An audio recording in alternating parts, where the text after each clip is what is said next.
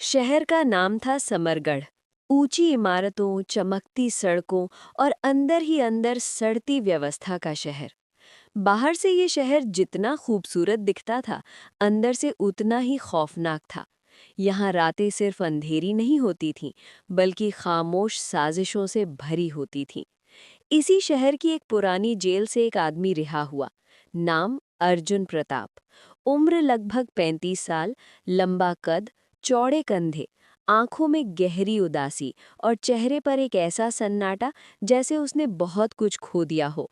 अर्जुन को लोग एक आम अपराधी समझते थे, लेकिन हकीकत इससे कहीं ज्यादा जटिल थी।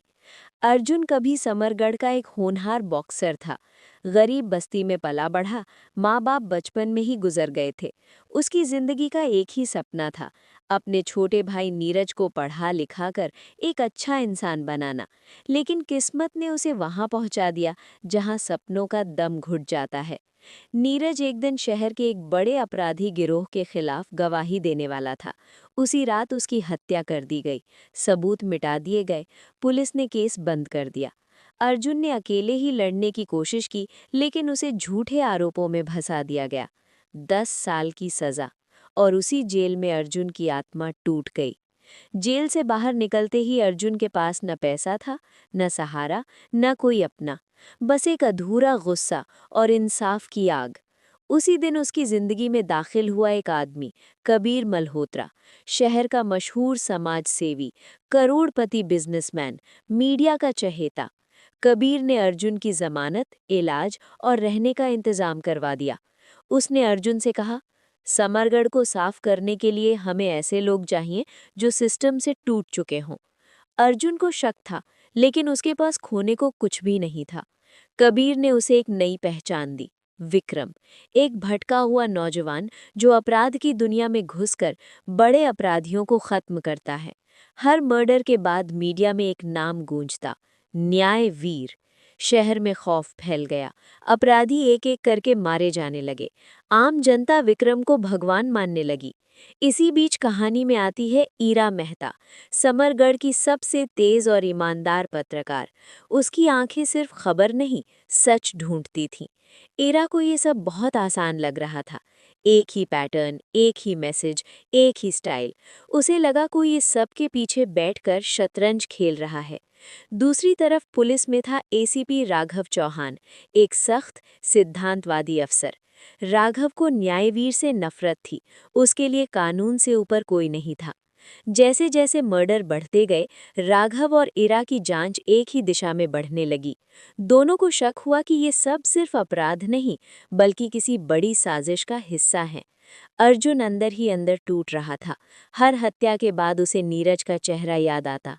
वो खुद से पूछता, क्या मैं सही कर रहा हूँ या मैं भी मोहरा बन चुका हूँ। एक दिन अर्जुन को पता चलता है कि जिन अपराधियों को वो मार रहा है, उनमें से कई कबीर के बिजनेस दुश्मन थे। कुछ तो ऐसे भी थे जिनका नीरज की हत्या से कोई लेना देना नहीं था। अर्जुन के पैरों तले जमीन खिसक जाती है। इरा को एक पुरानी फाइल मिलती है, नीरज प्रताप की हत्या की, और उसमें एक नाम बार बार आता है, कबीर मल्होत्रा। वही आदमी जो न्याय की बातें करता था। इरा अर्जुन तक पहुंच जाती है। दोनों की पहली मुलाकात में ही सच्चाई फूट पड़ती है। अर्जुन समझ जाता है कि वो इंसाफ नहीं, बदला नहीं, बल्कि एक मोहरा था। कबीर का असली चेहरा सामने आता है। वो शहर के सबसे बड़े अपराध सिंडिकेट का सरगना था। समाज सेवा सिर्फ मुखौटा थी। वो सिस्टम, पुलिस, मीडिया, सबको अपनी उंगलियों पर नचाता था। कबीर अर्जुन को खत्म करना चाहता है। पुलिस भी अर्जुन के पीछे पड़ी है। पूरा शहर उसके खिलाफ है। अर्जुन भागता नहीं, वो लड़ने का फैसला करता है। अंतिम टकराव समरगढ़ की पुरानी डॉकयार्ड में होता है। बारिश, अंधेरा, सायरन की आवाजें। कबीर अपने आदमियों के साथ आता है, अर्जुन अकेला। ईरा और राघव भी वहां पहुंच जाते हैं। सच सबके सामने आता है। वीडियो सबूत, फाइलें, कबीर का इकबालिया बयान।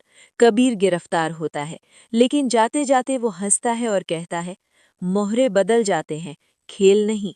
अर्जुन पुलिस के हवाले खुद को कर देता है। वो जानता है कि उसने गलत रास्ता अपनाया, भले ही इरादा सही था। कुछ महीने बाद इरा एक किताब लिखती है, परछाइयों का शहर।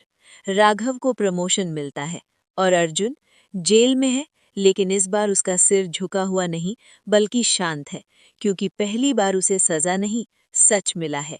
और समरगढ़ अब भी परछाइयों से भरा है, लेकिन कहीं ना कहीं एक उम्मीद की रोशनी जल चुकी है। कहानी अच्छी लगी हो तो सब्सक्राइब करें।